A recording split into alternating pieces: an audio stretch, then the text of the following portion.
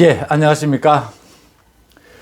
문재인 대통령의 신년 기자회견에서 윤석열에 대해서 문재인 정부의 검찰총장이다, 정치를 염두에 두고 검찰총장직을 수행하고 있다고 생각지 않는다라고 한 발언을 놓고 여러 가지 분석이 나오고 있습니다.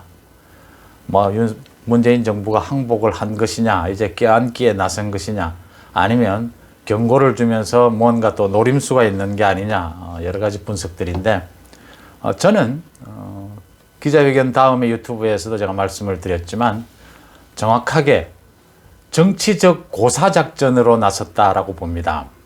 그러니까 문재인 정부가 윤석열의 정치적 동력을 상쇄시켜서 말려 죽이는 방법으로 나섰다. 정치적 대응으로 나섰다. 문재인 대통령은 자신은 정치적으로 해법을 찾지 않는다, 법에 정해진 대로 한다라고 했지만, 사실은 윤석열이 정치적 전망, 정치적 입장에서 보면 이게 가장 힘든 국면입니다. 그러니까 문재인 정부가 정치적으로 어떤 해법을 찾으려고 나서면 윤석열 총장은 검찰총장으로서 상당히 운신하기에 힘들어진다. 윤석열 총장이 지난해 연말에 이어서 지금도 여권의 이재명, 이낙연과 1대1 대결에서는 여론조사에서 조금 이기는 걸로 계속 나오고 있다, 이런 여론조사 결과도 발표가 됐는데, 윤석열 총장의 정치적 지지율, 정치적 동력은 문재인 정부, 민주주의를 무너뜨리려고 하는 문재인 정부와 정면으로 대립을 하면서 생긴 것이죠. 그 대립 구도를 허물어 버리면 윤석열의 정치적인 입지는 좁아들 수밖에 없는 거죠. 이제 문재인 정부가 그 길을 선택을 했다. 가령 예를 들어서 쇼하기 좋아하는 문재인 정부에서 예를 들었습니다. 어떤 행사장에서 윤석열 총장을 만나서 또 우리 총장님 하면서 웃으면서 악수를 하게 되면 이 언론의 집중 조명을 받게 되겠죠. 대통령이 웃는데 윤석열 총장도 안 웃을 수 없고, 그래서 아주 친밀한 관계를 보이는 모습이 잡힌다면 이 정치적으로 윤석열의 입장은 애매해지는 겁니다. 이제 이런 상황을 정치적 해법, 정치적 고사작전, 저는 이렇게 보는 게 맞다. 자, 그럼 여기서 윤석열 총장이 김학의 사건 또 원전 수사를 가지고 청와대를 압박하게 들어갈 경우에 이제 어떤 반응을 청와대가 또 보일 거냐? 그때도 정치적 해법으로 계속 나갈 수 있느냐, 아니면은 투트랙, 한쪽은 정치적인 해법, 한쪽은 또 법무부 쪽에서는 또 맞서 싸운다든지 이런 형태로 나가게 될 거냐, 지켜볼 만한 대목이고요. 그 다음 이제 관심이 서울시장 선거인데, 이제 서울시장 선거가 본격화됐죠. 박영선이 장관직에서 사퇴를 하고 이제 출마 선언만 남겨뒀죠.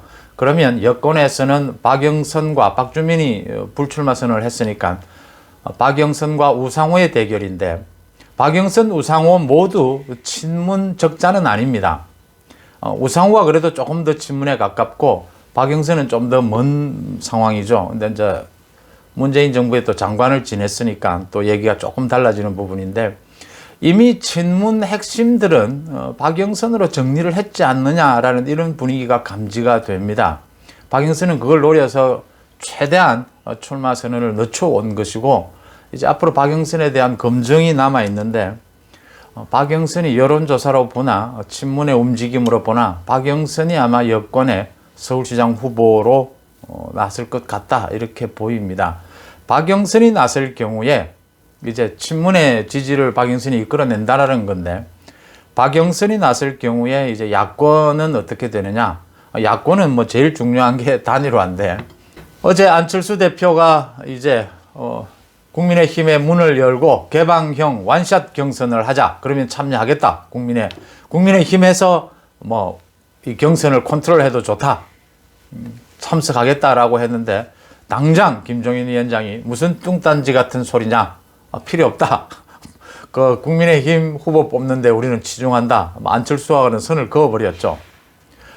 안철수 대표가 이제는 남아있는 게 두 가지입니다. 하나는 안철수 대표도 김종인처럼 좋다, 3자 대결 각오한다 라고 배수의 진을 치면서 3월 초에 마지막 최종 단일화까지 배수의 진을 치고 이제 나가느냐, 아니면 지금 내일까지죠. 이제 예비 후보 등록은 어떤 협상을 통해서 예비 후보 등록, 뭐 또 입당이나 뭐 또는 조건부 합당이나 뭐 여러 가지 형태를 통해서 결국 뭐 답은 이제 입당입니다. 여기서 전략적 후퇴를 하느냐, 이 선택이 남아 있습니다. 김종인 위원장이 상당히 이렇게 고집을 부리고 있다라는 게 단 안팎의 분석들인데, 김종인 위원장이 이제 또 이럴 수 있는 건 이 김종인 위원장의 강점이죠. 거듭 김종인 위원장이 얘기하는 부분입니다. 나는 4월 되면 떠날 사람이다. 이게 단점도 있지만 장점도 있어요. 무책임하다는 점도 있지만 장점은 뭐냐 하면 여론을 보지 않고 자기 스텝을 밟을 수 있다는 겁니다. 가령 3자 대결 각오한다라고 해보면 온 국민의 지탄이 쏟아지지만 협상에서는 유리해지는 겁니다. 배수의 진을 치버리는 거죠. 근데 안철수는 이렇게 할 수가 없는 겁니다. 이렇게 하려면 여론의 부담이 크죠. 이제 그 부분을 정확하게 김종인은 알고 있는 거고, 이제 안철수의 카드는 안철수도 배수의 진을 치느냐. 좋다. 그러면 3자 구도까지 나도 각오한다. 뭐 단일 안 되면 이렇게 하는 게 협상에서는 유리할 수 있는데 이제 국민 여론에서는 불리할 수가 있다. 여기서 안철수가 또 한 번 더 후퇴를 하고 더 기득권을 포기하고 국민의힘에 들어가서 이제 경선에 참여하느냐라는 결단이 남아 있다, 이렇게 보입니다. 새해 들어서도 서울시장에 대한 여론조사는 지난해 연말과 크게 달라지지 않았습니다.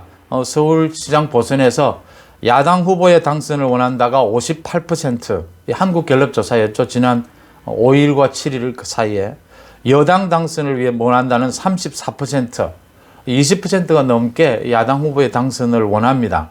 이거 이제 야당 단일 후보가 나왔을 때 이렇게 이제 야당 후보의 당선을 원한다는 건데, 야당 단일 후보가 나오지 않았을 경우에 3자 구도일 경우에는 박영선이 31%, 안철수가 29%, 나경원이 19%, 뭐 오세훈이 지금 빠져 있는 부분이긴 하지만 뭐 이런 형태여서 3자 구도가 되면 필패한다라는 부분입니다. 또 투표율이 50%, 40%를 넘기가 쉽지 않을 것이기 때문에 이 조직 선거가 활개를 치게 되고 민주당의 조직이 월등히 우세한 형편이니까 어려울 것이다. 3자 대결은 어렵다, 이렇게 보이는 겁니다. 이제 야당이 전체적인 지지율에서는 야당 전체로는 높은 편이지만 3자 대결은 필패다. 그다음 박영선이 이제 가세를 하면서 박영선과 우상호가 갖은 이런 뭐 기교 여러 가지의 방법을 통해서 국민들의 이목을 집중시키는 그런 방법을 택할 겁니다. 경선에서도 가장 쇼적인 요소들을 많이 가미를 할 겁니다. 이게 지금 2명이기 때문에 그런 것들이 충분히 가능하죠. 또 민주당 쪽에서는 그런 쇼를 굉장히 잘하지 않습니까? 그런 부분이 있기 때문에 잘못하면 국민들의 관심이 여당 쪽으로 많이 갈 수가 있다. 이걸 야당 쪽에 집중시키기 위해서도 야권 후보 단일화가 계속 조금씩이라도 진전하는 모습을 보여줘야 된다, 이런 측면이 있습니다. 그런 측면에서 지금 안철수와 김종인의 이 팽팽한, 뭐라고 해야 됩니까? 이거 갈등 구조. 여기에서 뭐 김종인은 뭐 이럴 게 없다는 식이기 때문에 국민 여론 같은 거 신경 안 쓴다. 나는 나의 뭐 길을 간다. 내 협상의 원칙대로 간다라고 하기 때문에 안철수 대표가 이기기 힘들 겁니다. 아마 이걸 이겨내기가 힘들다는 걸 이미 김종인이 알고 있거든요. 국민의힘 안에서는 여러 가지 얘기가 나오지만 가령 이런 거죠. 안철수가 국민의힘으로 입당해서 경선을 하는 것도 방법이지만 입당을 하지 않고 이 개방형으로 하는 것이 야권 전체로는 좀 더 도움이 되지 않느냐라는 겁니다. 이 부분이 있는데 일단 김종인 위원장이나 당 지도부 입장에서는 국민의힘을 지금 살리는 게 더 급선무니까 이런 부분입니다. 그래서 안철수 대표가 끌려갈 수밖에 없는데 배수의 진을 칠 수가 없으니까요. 끌려가더라도 어떤 모양으로 끌려 들어가느냐라는 게 이제 또 지켜볼 포인트가 아닌가, 이렇게 보입니다. 서울시장과 부산시장 후보에서 새로운 인물의 등장 가능성을 많은 분들이 얘기를 하고 저도 그런 부분을 유심히 봅니다. 이게 이제 새로운 인물이 정말 뭐 돌풍을 일으킨다고 하죠. 좀 그래줘야 이 야권이 활기를 띠게 되고 야권의 어떤 미래 비전을 보여줄 수 있다는 부분에서 서울뿐만 아니고 부산 모두에서 새로운 얼굴, 새로운 정치적 인물이 좀 돌풍을 일으켜 주기를 바라지만 굉장히 힘든 구조다. 지금 비대면 선거운동이지 않습니까? 이렇게 인지도 싸움이 되어 가고 있는 형편에서 이렇게 뭐 기존의 인물들이 아무래도 인지도에서 앞설 수밖에 없으니까 이 새로운 인물이 등장할 구도가 좀 힘들다. 어쨌든 문재인 정부가 윤석열에 대해서 이제 정치적 고사작전에 나섰다. 윤석열을 국민으로부터 분리시킨다. 윤석열은 우리 총장님이다. 라는 형태로 정치적인 고사작전, 대립구도를 가져가지 않게 되면 윤석열의 정치적 존재감은 떨어질 수밖에 없죠. 자, 이 국면에서 윤석열이 원전 수사와 김학의 수사에서 정면으로 청와대를 치받았을 때 어떻게 바뀌어갈 거냐.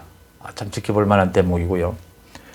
밀리고 있는, 아무래도 밀릴 수밖에 없는, 안철수는 자기가 당당 후보고 출마를 해야 되는 후보고 김종인은 출마를 하지 않는 당대표입니다. 이 협상 국면에서 뭐 정치적인 노련미나 모든 것에서 안철수가 밀릴 수밖에 없습니다. 밀리는 안철수가 이 위기 국면을 어떻게 뚫고 나가느냐라는 것도 지켜볼 만한 대목이고요. 나경원과 약간 주춤하는데 오세훈이 좀 더 분발해야 하지 않느냐 봅니다. 뭐 저력이 있으니까요. 나경원, 오세훈, 안철수가 다이나믹한 다른 또 많은 후보들도 금태섭도 있고 또 뭐 조은희도 있고 많은 후보들이 있죠. 좀 다이나믹한 경선 구도를 가져가면서 국민들의 시선을 잡아둬야 된다라는 부분들을 생각하게 됩니다. 고맙습니다.